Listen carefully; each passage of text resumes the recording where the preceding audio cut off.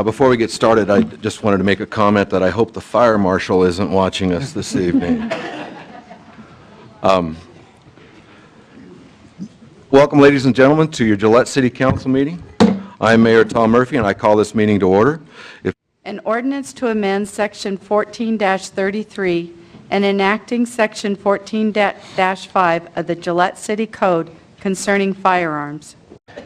The other part of this ordinance, however, that council should be aware of is with respect to the carrying of firearms or other weapons into government buildings. This ordinance does propose that the carrying of weapons into government buildings would no longer be allowed. Furthermore, it indicates that carrying weapons into government meetings and so forth would no longer be allowed within the limits of the city. And so it's proposed that this ordinance be considered on first reading. This is the first of 3 readings that will take place in order to make it have binding effect of law. Mayor and council members, my name is Anthony Bouchard.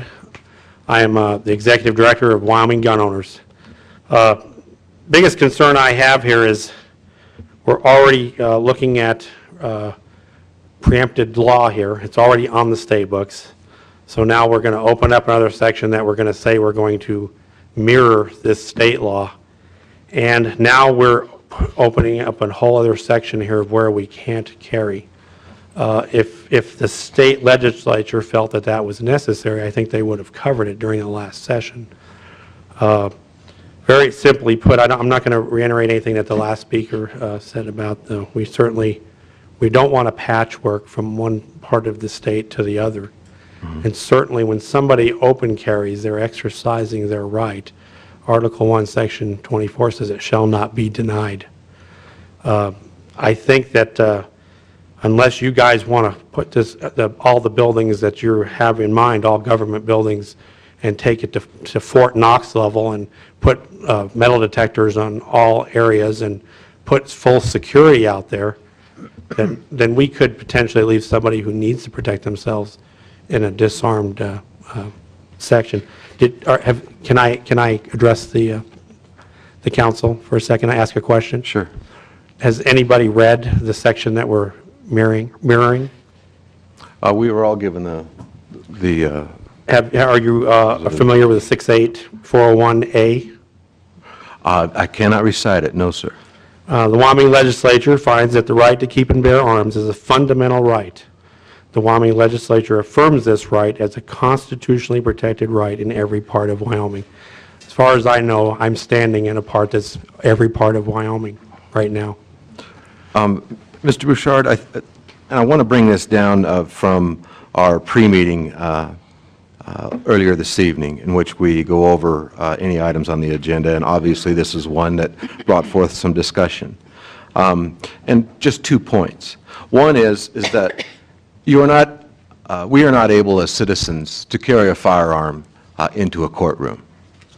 And probably one of the really good reasons for that is that it has a tendency to maybe intimidate the one that does not have a firearm.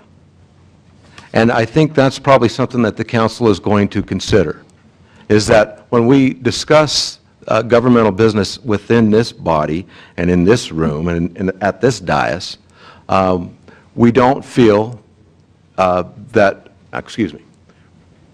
going to have discussion of whether that intimidation is proper or not. And I think Councilman's amendment to this gives pause for this particular council to take public comment in the next weeks and months, and that at this point we would adopt the state statute as it stands. You know, what I'm hearing here is that, well, we've regulated courtrooms, so let's do some more. No, that's not what I'm saying, Mr. Bouchard. I'm saying that we are going to adopt the state statute as it stands, and that we are going to ask for public comment as yourself. I understand that. But I am concerned. It was on here, and then we've decided to pull back. And I do think, Councilman Opsa. yes, that at least I'm hoping that the reason to pull that back is more of the reason that we want to Well, I understand your point of view, sir. Yes. I'm concerned, though, now we're going to open it up to public opinion. Sir, do you know Article 1, Section 7 of the Wyoming Constitution? I can't recite it. Can I recite it to you? Please do.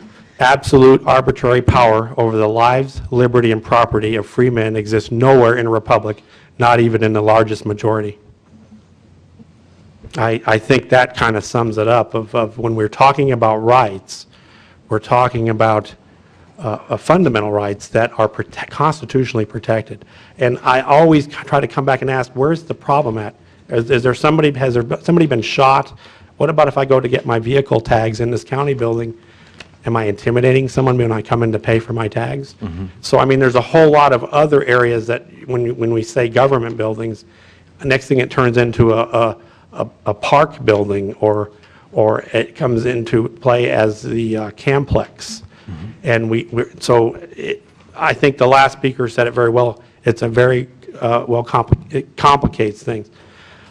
I don't want to make this a big issue now if it's not on the table, but I do want to tell you, I don't think that, your constituents want you to touch things that are already preempted by the state, and especially if it's going to end up costing the city money.